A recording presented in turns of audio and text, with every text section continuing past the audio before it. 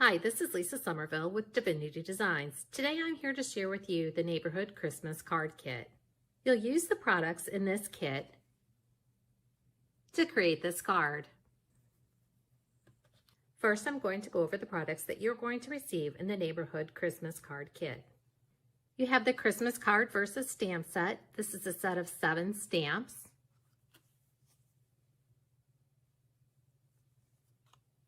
These can be used on both the outside and the inside of your cards. The neighborhood border die.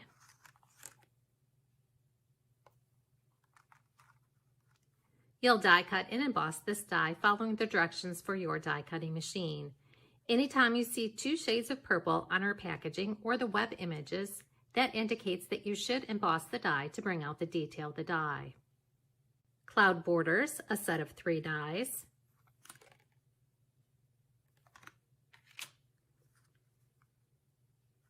Curvy slopes, a set of 2 dies.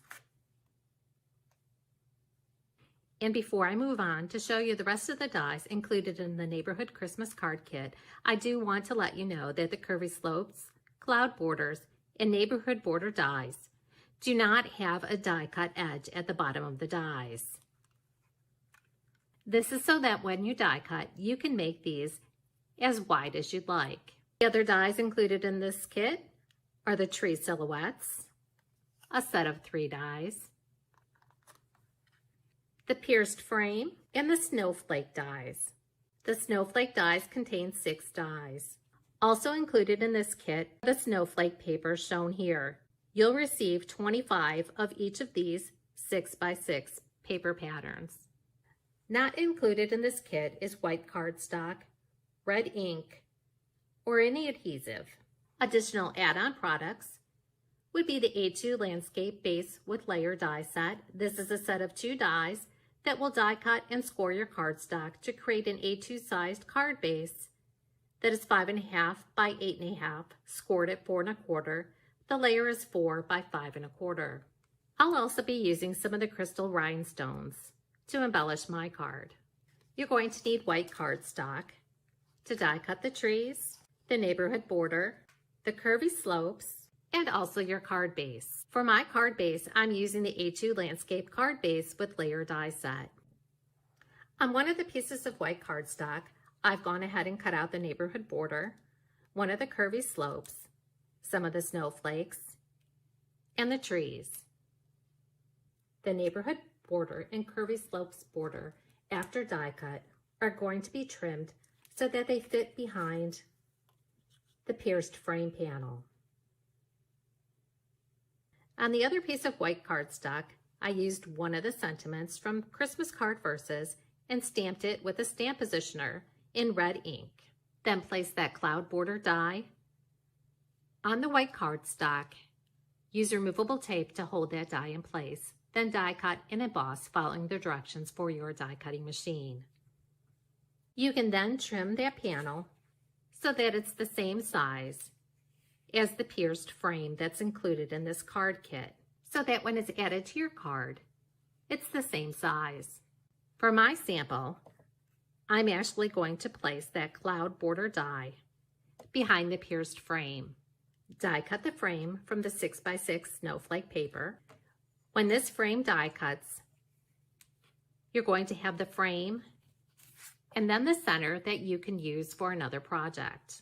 Using the layer die from the A2 Landscape Card Base with Layer die set, I die cut the other snowflake paper. Now that all my pieces are stamped, die cut, and embossed, we can go ahead and assemble the card. Turn the pierced frame die cut panel over, and then apply a thin strip of adhesive or score tape to the top panel. This is where you're going to adhere the cloud border die cut. Again, I'm going to put mine behind the frame. If you'd like to adhere it on top of the frame, you'll apply your adhesive to the top of the die cut frame panel. You can set that aside. Next, we're going to build our scene using the neighborhood border and one of the curvy slopes. Adhere the curvy slopes die cut panel to the neighborhood border die cut panel.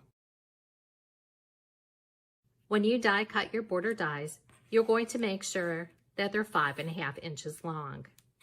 They're going to get layered underneath the pierced frame. You can apply adhesive to the bottom of this die cut panel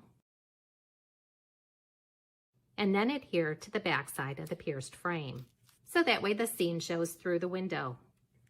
You can then apply adhesive to the back side of this panel and adhere it to the snowflake die cut panel. I'm going to pop mine up using Espresso tape, and then remove the backing from the Espresso tape if you're using that, and adhere to the snowflake die cut panel. You can now add that to your A2 card base. The pierced frame die cut is the same size as the A2 card base, so it's going to completely cover that card. Now you're ready to finish embellishing your card using the tree silhouette die cuts and the snowflake die cuts. Add your adhesive to the back of the die cuts and then place them on your card.